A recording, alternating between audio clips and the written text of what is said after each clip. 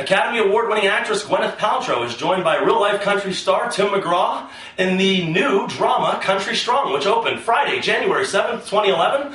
Hello there, everyone. I'm movie critic Nick Yacobucci, and happy to be back here at RealScreenReviews.com with my guest critic, the lovely Debbie D'Angelo. Thank you for being here. You're welcome. And we are here to review the film Country Strong. And at this point, I will turn it right over to Debbie to tell us a little bit about the movie. Well, in this movie, Gwyneth Paltrow plays a woman by the name of Kelly Cantor, who Correct. is an award-winning country singer.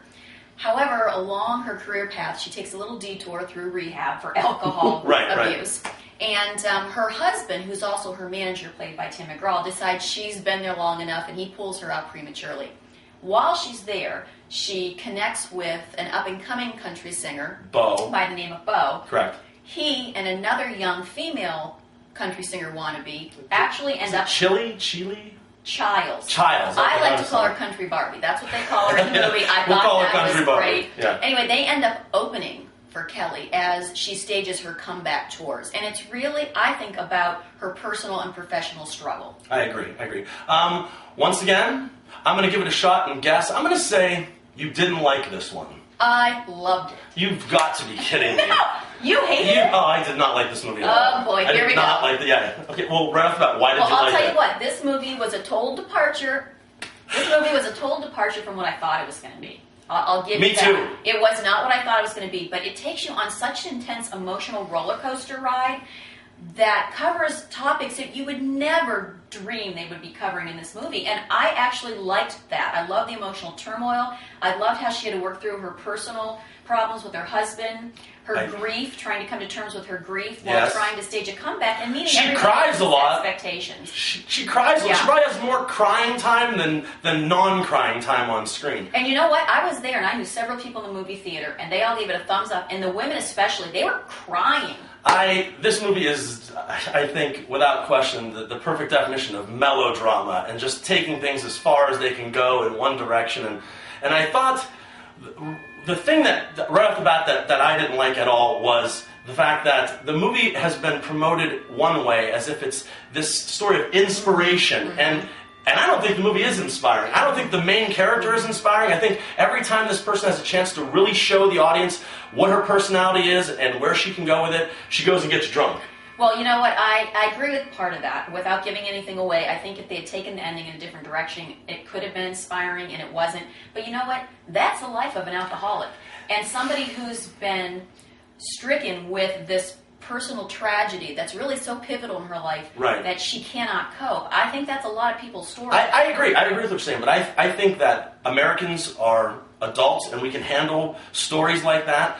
And I really think that, with her being on the Country Music Awards and every way that they went about touting this movie, it really made it seem like it wasn't going to go in any near the direction that it went through from start to finish. Like you said, it went in a completely different direction than she thought. And I agree with her. But I just think that this movie was so much like a country song, and I'm not trying to be facetious. It was just depressing, and it got more depressing. And the lead character, in so many spots, she's an adulteress, she's an alcoholic, she makes very, very poor choices throughout.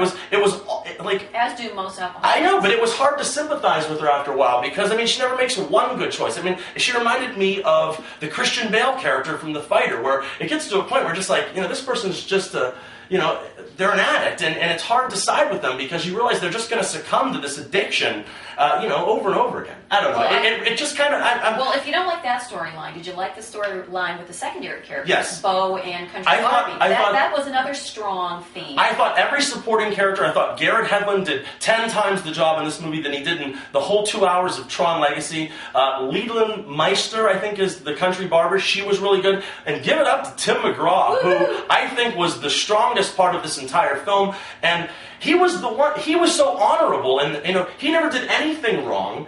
And okay, now that's got the short end of the stick in and of itself. Yes. But no, you're right. He gave a great performance. I really wanted him to sing, but I was blown away by Gwyneth Paltrow. I'd never really heard her sing before, just a duet one. And I thought she did a pretty good job. I think she did a pretty good job too. But that's another small issue that I had with the film was, you don't see her sing until the very last part, and then the last part was kind of like a couple minutes of a medley, and I really would have liked to seen her really kick some ass throughout this, with her performing skills on stage, singing of course, but it just it never happened for me. And then she throws her hand up at the end, and it's like it really was too quick for me. It wasn't. Well, if you're going to go into this thinking it's an uplifting kind of, oh, I've conquered the world movie. Yeah, you know, if you're going to believe the commercials that you see on TV. That's true. They do portray it that way. Yeah. However, I think there is a lot of emotional depth to this movie, and I think you get a bird's eye view of the struggle that a lot of people go through. Well, how many stars? Because I'm not going to bash the movie, but how many stars are you I'm still giving a 3. You're giving it 3?